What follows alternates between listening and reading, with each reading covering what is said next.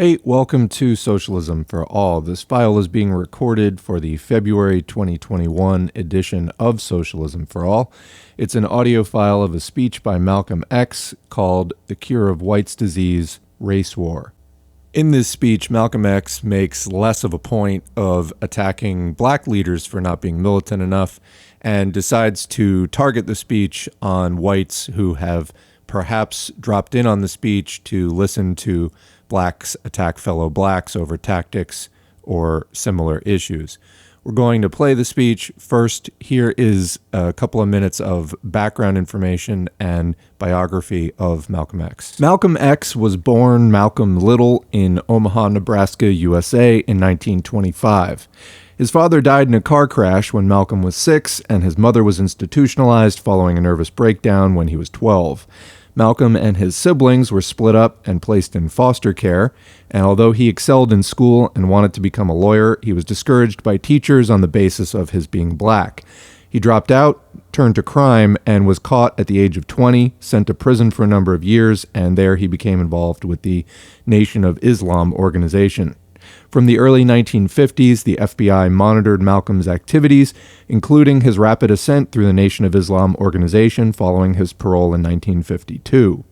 In 1964, following a conflict with Nation of Islam leader Elijah Muhammad, Malcolm, or Malik el-Shabazz as he also was known, left the organization, founded two organizations of his own, Muslim Mosque Incorporated and the Organization of Afro-American Unity, and embarked on a world tour in which he met with leaders of political movements interested in black empowerment and resistance to U.S. imperialism. Although Malcolm wasn't a Marxist, during this last year of his life, he was moving further and further away from the Nation of Islam's views, some of which he later felt to be destructively divisive, and was expressing more sympathies to socialism as a new social and economic model for oppressed people to take up to free themselves. Unfortunately, on February 21, 1965, as he was preparing to address a meeting of the Organization of Afro-American Unity, he was shot and killed by a man who rushed the stage. Malcolm was only 39 years old when he died and was just beginning to come into his own as a leader. He was a very intelligent and charismatic person. We can't know for sure what his life and legacy would have been like had he lived to a natural death. Another 40 years would have probably lived into the 21st century. But we can look to something like the Black Panther Party, which was founded just a few years later, as probably a logical extension of the type of work that he was doing. Anyway, here is the speech, which is taken from that last year of his life. But we want to welcome you to our rally, our unity rally, for a united black front, to unite all factions of our people, to unite every one of the 20 million so-called Negroes into one group. And you'll notice, whenever the white man thinks that we're going to call a rally to knock our own kind, you see him jammed out here. He wants to hear us say something against King or against Bunch or against Farmer, against someone of our own kind. He jams out here. But when you call a rally for black people to unite, let's get together, you don't see too many white folks then. They don't like black people to get together in unity and harmony. As long as you and I are going to attack each other or talk about each other or heap scorn and ridicule upon each other, the white man gets his kick. But when he knows that we're going to come together in unity and harmony, he won't get his kick, he will get kicked.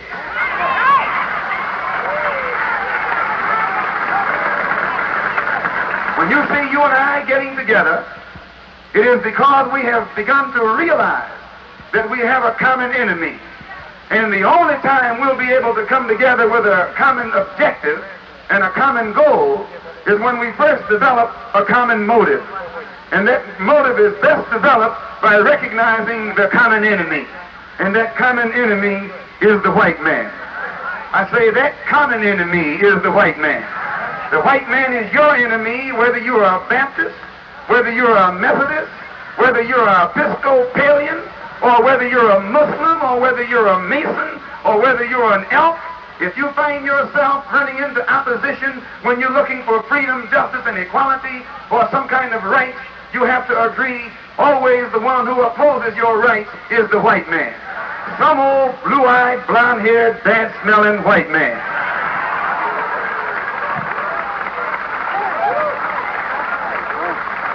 When he puts his club upside your head, he doesn't care whether you're a Baptist, a Methodist, but he does want to know whether or not you're a Muslim. Because he knows if you're a Baptist or a Methodist, you're going to turn the other cheek. You're going to try and love your enemy. You're going to pray for them that despitefully use you. So he's not worried about you. But he knows if you're a Muslim, you're not going to turn the other cheek. If you pray for him, you pray that God kills him, or God helps you to kill him. That's the only kind of prayer you pray. It's time for you and me to unite, to get together and get this big white ape off our back. You got a bad habit. You're hooked and don't know it. You got what's known as white disease. You think you can't get along without the white man. You think you can't get some clothes without the white man. You think you can't get a house without the white man. You think you can't even get a job without the white man. You're worse than a man who thinks he can't get along without heroin. You're worse than the man who thinks he can't get along without morphine. You're worse than the junkie. You're in worse shape than the junkie because the junkie only has a little monkey on his back and you're running around with a big white ape named Uncle Sam on your back. America is faced with her worst domestic crisis since the Civil War, or since the Revolutionary War. For America now faces a race war. A race war is worse than a Revolutionary War. A race war is worse than a civil war. A race war is a war in which no holes are barred. A race war is a war in which children are destroyed, in which children are mutilated, in which children face the same destructive wrath that grown-ups face. A race war is the worst war that you can conceive. And this war, race war that is coming upon the head of the white man is something that he is bringing down upon himself. The entire country is on the verge of erupting into racial violence and bloodshed. Simply because 20 million ex-slaves are demanding freedom, justice, and equality here in America from their former slave master. 20 million so-called Negroes, second-class citizens, seeking human dignity, seeking human rights, seeking the right to live in dignity as a human being. And rather than give genuine respect and recognition to your cry for human rights, the American white man answers your nonviolence with violence. He answers your prayers and your freedom songs with false promises, deceitful maneuvers, and outright bloodshed. According to what we are taught from the white man's textbooks in his school, the Revolutionary War and the Civil War were two wars fought on American soil, supposedly for freedom and democracy. But if these two wars were really for the freedom and human dignity of all men, why are 20 million of our people still confined here in America and enslaved by second-class citizenship? Something is wrong. The truth is that the Revolutionary War was fought on American soil to free the American white man from the English white man.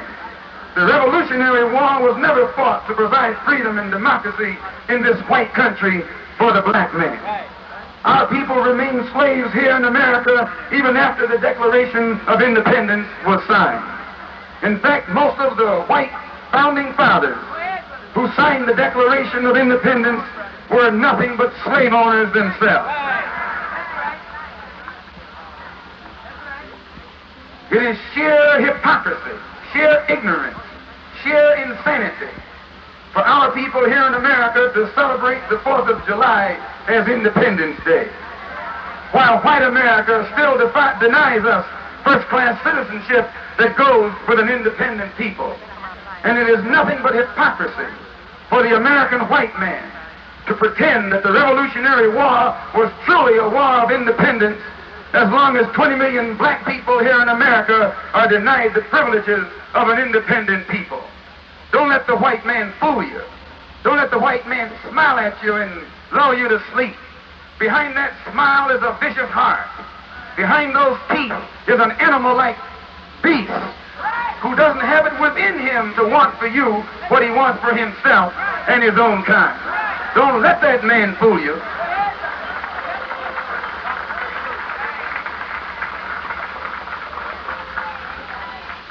When you look at that man, you're supposed to see him for exactly what he is. And if you want to know what he is, examine his deeds. Forget his words. He got a whole lot of pretty sounding words. Watch his deeds.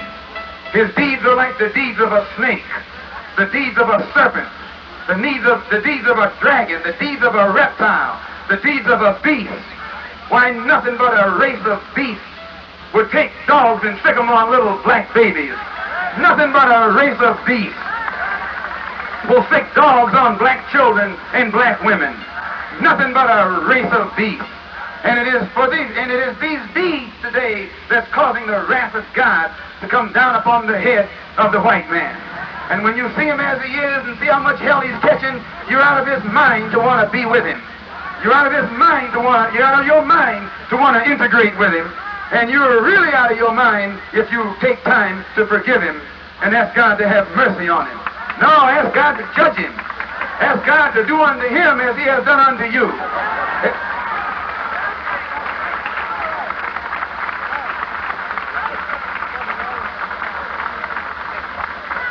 He has caused your babies to suffer. Ask God to heap suffering upon his babies. He has caused your women to suffer. Ask God to heap suffering on his women. He has caused all of our people to suffer. You can't deny that. You may not like my saying it, but you can't deny it. Why, you got scars and knots on your head from the top of your head to the bottom of your feet. And every one of those scars is evidence against the American white man and his inhumanity to man. The Civil War was also fought on this continent, not to free the black slaves, as is commonly taught in the white man's schools, but the Civil War was actually fought to preserve the Union, preserve this country, keep it intact for white people. It wasn't fought to set you free. It wasn't fought to give you some kind of emancipation. It wasn't fought to make you a citizen. It wasn't fought to give you civil rights. It wasn't fought because they respected you and loved you as a human being. It was fought out of greed.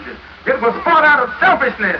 It was fought to keep this country intact for their own white selves. In essence, this only means that the American white man fought the Revolutionary War to get this country for himself. And he then fought the Civil War to keep this country intact for himself. And today, he will now fight a race war to keep from having to share this white country on an equal basis with anyone else but his white self, especially on an equal basis with his 20 million former slaves. So again I ask, where will all of these demonstrations end? And who dares to say that our people are not justified by demonstrating their resentment over the injustice and mistreatment that our people have suffered these 400 years at the hands of this cruel, inhuman American white man? We have nothing to lose but our chains. We have nothing to lose but the hell we experience every day living here in these rat-filled slums. You have to excuse me for being blunt speaking and frank talking. We don't care who likes it or not, as long as we know it's the truth. Much of what I say might sound bitter, but it's the truth. Right. Much of what I say might sound like it's stirring up trouble, but it's the truth. Right. Much of what I say might sound like it is hate, but it's the truth. And God has mentioned in the Bible, it's truth alone today that'll make you free. If you're afraid to tell the truth, why, you don't even deserve freedom. Just tell the truth. The best thing to put the white man to flight is truth. He can't take the truth. He can't stand the truth. He doesn't like the truth, especially when you know the truth about him. The truth about how he got those blue eyes, and the truth about how he got that stringy dog-like hair, and the truth about how his skin became as pale and pallid and sickly as it is. When you know the truth about how he got the way he is, you can run him down the street with nothing but truth. You don't need any blade. You don't need any switchblade. All you need is the truth. They put you in jail for carrying a blade, but they can't put you in jail for telling the truth.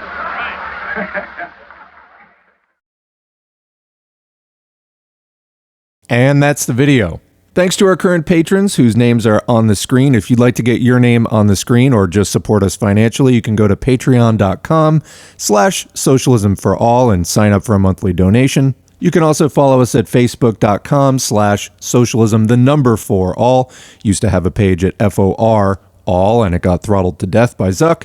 Here on YouTube, please click the like button, subscribe button, and the notifications bell. Please leave a comment if you can, and please share our video wherever you're online, your Twitter feed, your Discord servers, Reddit subs, etc. All of that helps more people to see this content, whether it's in the YouTube algorithm or just posting it on other sites. All of that's helpful.